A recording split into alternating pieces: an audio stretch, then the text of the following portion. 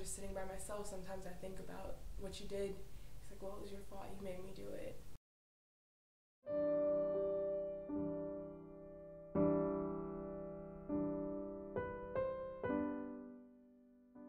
My first experience with domestic violence is my earliest memory.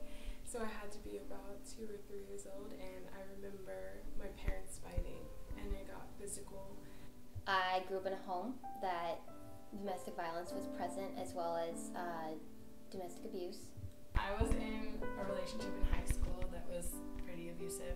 I remember being 16 on New Year's, and my parents got into a fight, and my dad blacked my mom's eye and told me, I didn't do that, your mom fell. I just didn't talk about it to any of my friends in high school or middle school or anything. I just kind of really learned to shut it out. It was very difficult because sometimes it's hard when you really care about someone to really realize the full extent of the situation that you're in. It's this balance between loving someone for who they are and loving them and not associating things with what they do. It's not just like a blame yourself, but more of like a, oh, you're like way overthinking. That wasn't like on purpose. Like there's no way he did that on purpose. Like, and you start to just think that you are kind of the issue. Having like insecurities in relationships already thinks like, well, what am I doing wrong? This is clearly I shouldn't have told him I hated him. This is my fault. Like there were little things that would turn into the hugest possible fights, and it was just like constantly like emotionally unstable, to be honest. Like I was just not really able to like find my own footing and be happy for long periods of time because I was always kind of tiptoeing around certain things. And he told me that he had slept with another girl, and I told him I hated him. And I started crying, and before I could finish the second I hate you, he choked me in my own car. And I couldn't breathe, and when he finally stopped, I remember looking at him dead in his face as he's doing this, and he's shaking me, and he's looking at me and he's crying. And when he finally stopped, I couldn't talk for like 10 minutes. I couldn't catch my breath. I almost coughed up blood, like I felt blood coming up.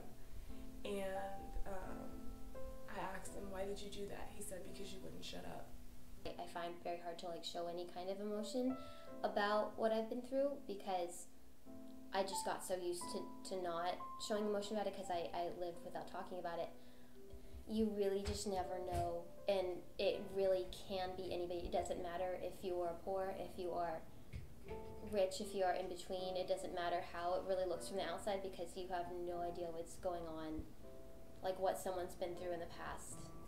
In my relationships now, there's a lot that I won't put up with, but sometimes it's also scary to think that possibly it's like a pattern that I would fall back into in future relationships. Being in this relationship, still being there and wanting this to work, I'm terrified of him.